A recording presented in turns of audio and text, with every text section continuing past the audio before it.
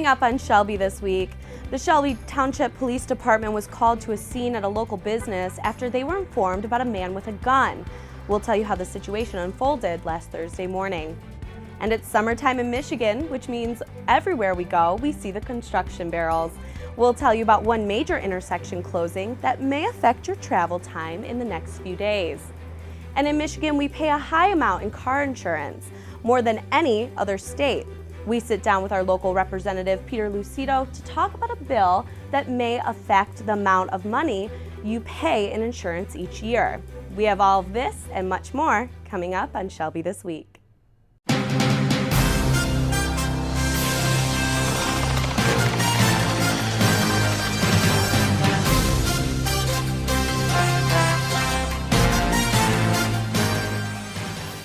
Hello and welcome to Shelby This Week. I'm Kelly Kasuda filling in for Nick Buckler. The Shelby Township Police Department was called to a crisis situation involving a man with a gun. The scene unfolded Thursday, July 27th at around 10:30 a.m. on Oral Road in 23 Mile. A man barricaded himself inside the building.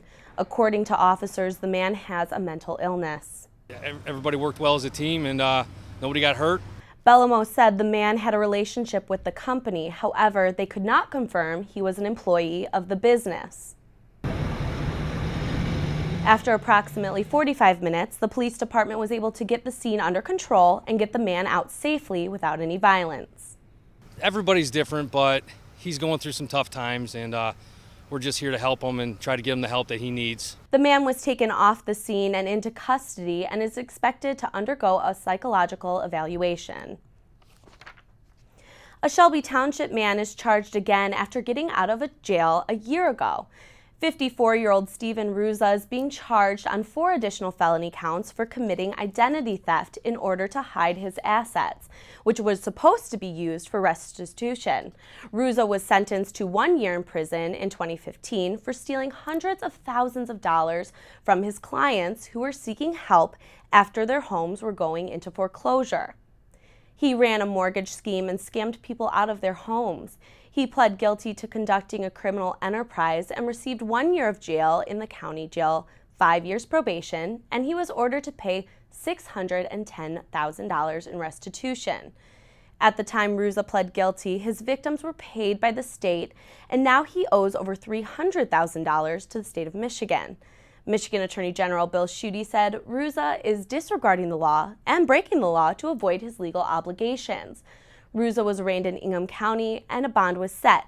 He had to turn over all of his driver's license and passports as well. He will appear back in court this week.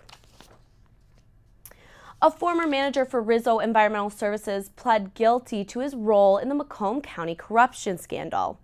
Quinton Ramanascus, a Shelby Township resident, admitted to extending thousands of dollars to elected officials in townships in Macomb County to either win over or keep their contracts with the Russo company. He is the 7th person involved in this bribery scheme to take a plea deal. According to federal prosecutors, Ramanascus left a $3,000 bribe in an envelope for a former Clinton Township trustee, Dean Reynolds, and former Chesterfield Township Supervisor, Michael Lovelock. Ramanascus also admitted to paying a Detroit towing business inflated prices to tow broken down garbage trucks, and in return, the owner of the towing company would pay him and Chuck Russo kickbacks. The corruption case has resulted in criminal charges against 12 people. Ramanascus will be sentenced at the end of November, and he faces up to 5 years in prison. As the $60 million roadwork project continues on Hall Road, there is another closure to be aware of as you're out there driving. Hayes Road at M59 will be closed for about 10 days as crews pave the left lanes of the intersection.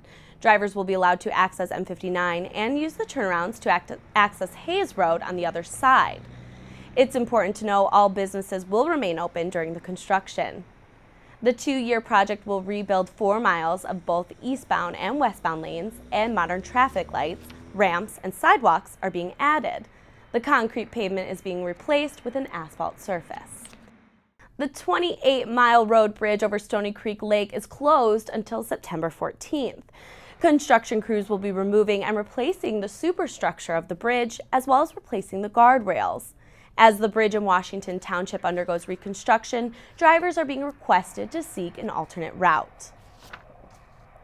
And in order to drive a car on the road, it's required to have vehicle insurance. And those premium rates seem to keep rising, even for those people with spotless driving records. State Representative Peter Lucido wants to put an end to the rising cost of insurance. We have 1.4 million drivers out there that don't buy car insurance but for 7 days to get a certificate to go ahead to take to the Secretary of State to get their plates. That's got to stop, and it's got to stop now, because if 1.4 paid in, it would lower all of our cost, not just some, all of our cost, because the definition of insurance is spreading the risk among the many. Since 2012, insurance rates have steadily increased in every state in the U.S., making it difficult for some people to afford car insurance. Michigan drivers pay one of the highest insurance premium rates in the country. Lucido wants to put an end to those rising costs, and he wants to make sure people who don't pay for insurance receive consequences. The real-time bill that I've dropped that I want to be taken up in the insurance committee says that at the time a policy is either canceled, terminated for non-payment, or just downright says, I'm done, I don't have a car anymore, I want that immediately sent by the insurance agent that took my premium right to the company that they work for. I want it sent to the Secretary of State, who keeps it on lien, and law enforcement. Now everybody knows that that instance, there's no insurance on that vehicle.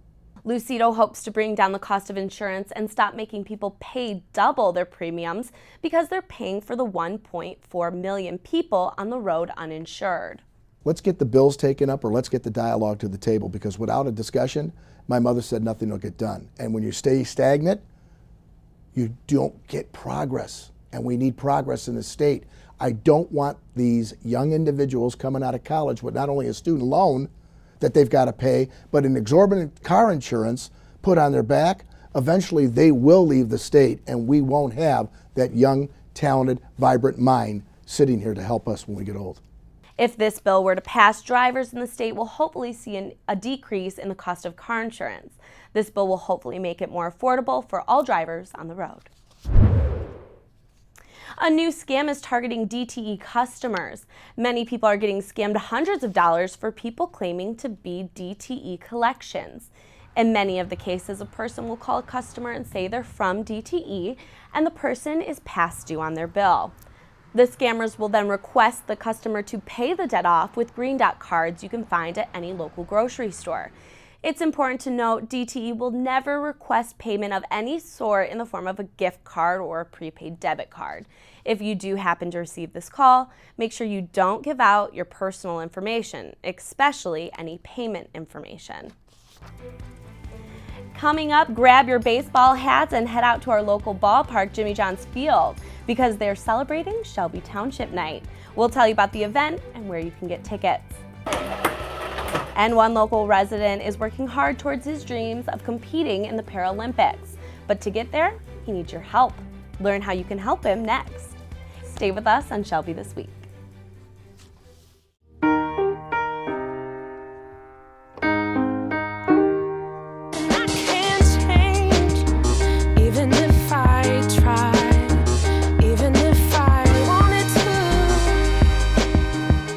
So who's going to do what?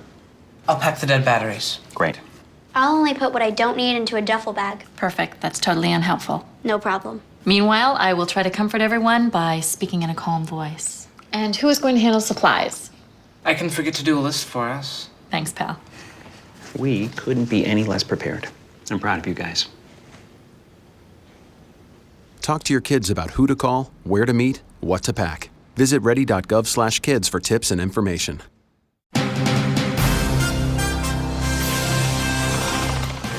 Grab your baseball caps and head out to the ballpark. The second annual Shelby Township Night at Jimmy John's Field is fast approaching. Hello everybody, Rick Stathakis here. I'm here with Andy Appleby. He is the owner of Jimmy John's Field, and I just want to say, Andy, thank you very much for bringing us to the Shelby Utica area. It's just been a huge success. Brought a lot of families here. We have a great time, And now I understand we're going to do our second annual Shelby Night. It's been a marvelous second season. No sophomore jinx here, fortunately.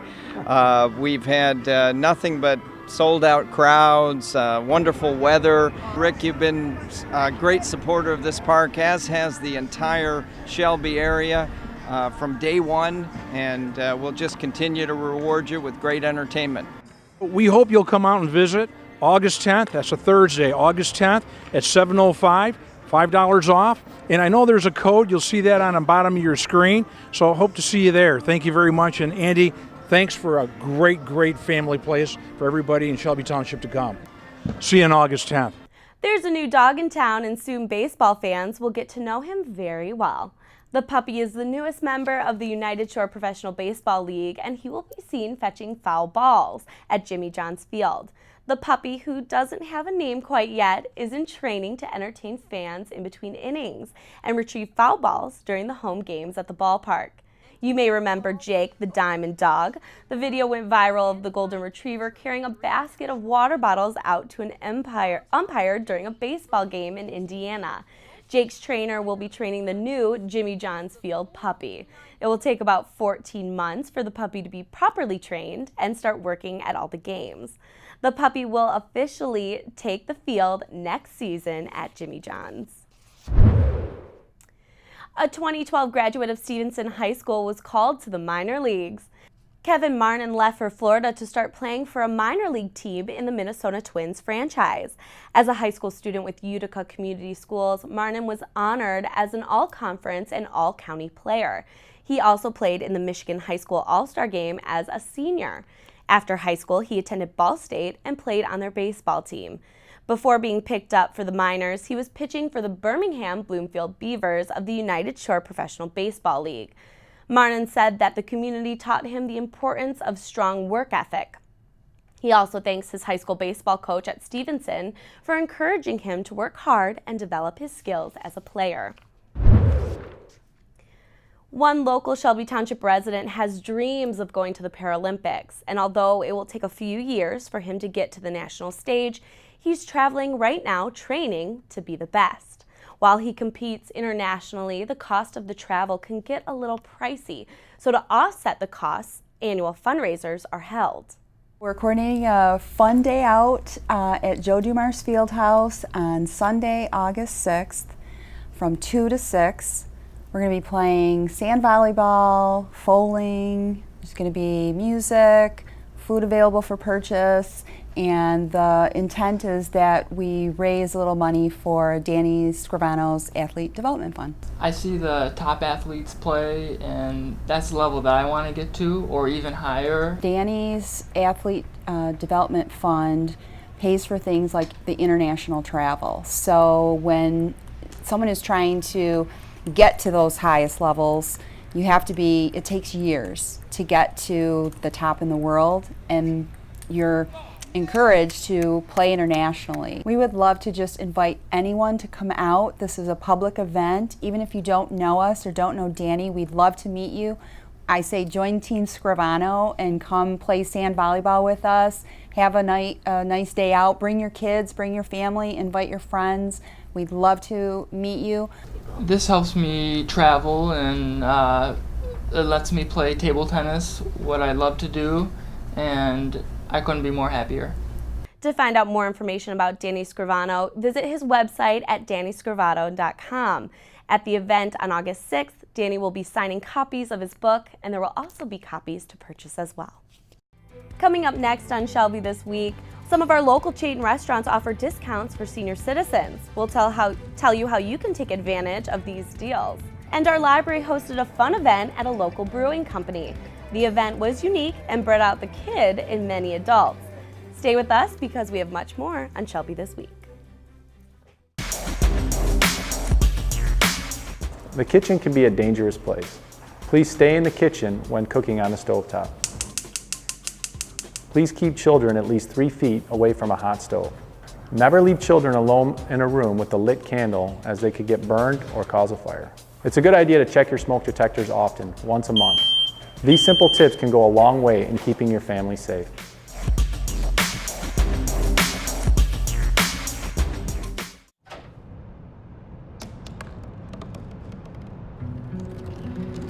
They said I couldn't dream. Called me a piece of trash and swore that's all I'd ever be.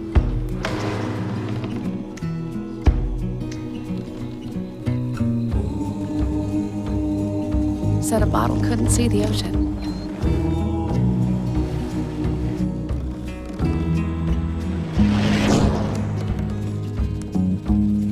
Give up.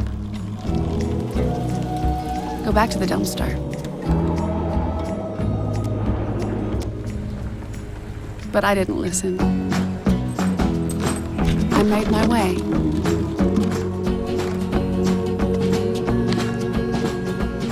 And now, I am what I've always wanted to be.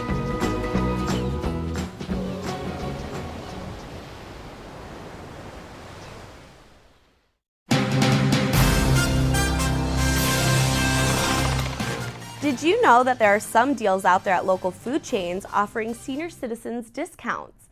Boston Market offers 7% off your meal. Chili's Bar and Grill will give you 10% off your bill, and Culver's offers 5% off your purchase. And Taco Bell will give all senior citizens a free drink with their purchase of food. Be sure to check out these local food chains and ask about the senior citizen discount because you don't want to miss out on saving money. Macomb County Community Mental Health was accredited this week for high performance and all-around excellent service. The award comes from the Commission on Accreditation of Rehabilitation Facilities, also known as CARF. The organization looks at areas of health and human services and honors them through accreditation. They apply as a set of standards to services and businesses. Macomb County Community Mental Health was evaluated by CARF, and they ranked various areas of the facility like patient care, family-based services, and the use of technology.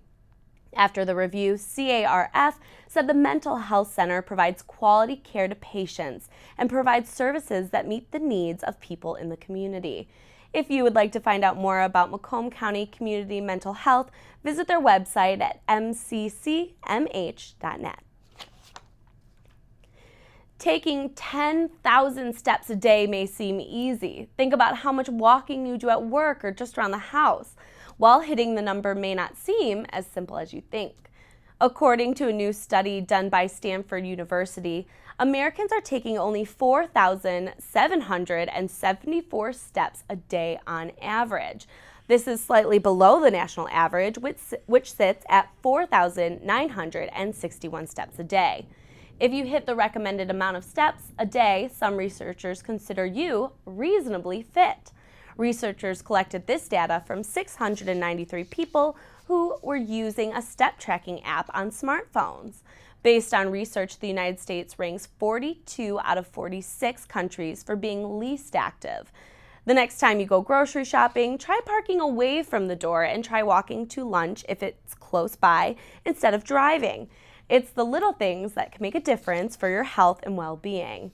Always remember, while 10,000 steps is recommended, that count is not for everyone. It's important to take it slow and make an attainable fitness goal. The Shelby Township Library hosted an event which welcomed adults to take a trip down memory lane. Andrew Shelsky will tell you more about their event. Brooks Brewing Company on Van Dyke Road was the host to the library's first ever Lego Night for adults. So welcome to Lego Night at Brooks Brewing. Tonight is Lego Night. Today was Lego Day at the library, but we thought, why should the kids have all the fun? Why can't adults have some fun too? So here we are at Brooks Brewing. We're having a Lego challenge tonight for adults. They get to come and share some Buddies pizza and sit and talk and have great conversation, as well as play with Legos, which was everybody's favorite childhood activity. So we have 3 rounds tonight with 3 themes. At the end of every round, a winner is crowned and they get a small prize from the library. But basically tonight is just about sort of fellowship and community and having a great time. Why do kids have to have all the fun? All you needed to have a good time here is to be young at heart. I've always been a kid at heart, and I've always enjoyed playing with Legos, and this was a great opportunity to put the 2 things together and come and have an adult beverage with a couple of friends of mine and play with some Legos. Brooks Brewing is a really great place. I like to come here with my friends and And the library had a Lego event, they said earlier today, with the kids at Shelby Township, and now they have a more adult-themed version at night, so it's been a lot of fun. Guests were also treated to Buddy's Pizza, as well as having the ability to win gift cards and prizes.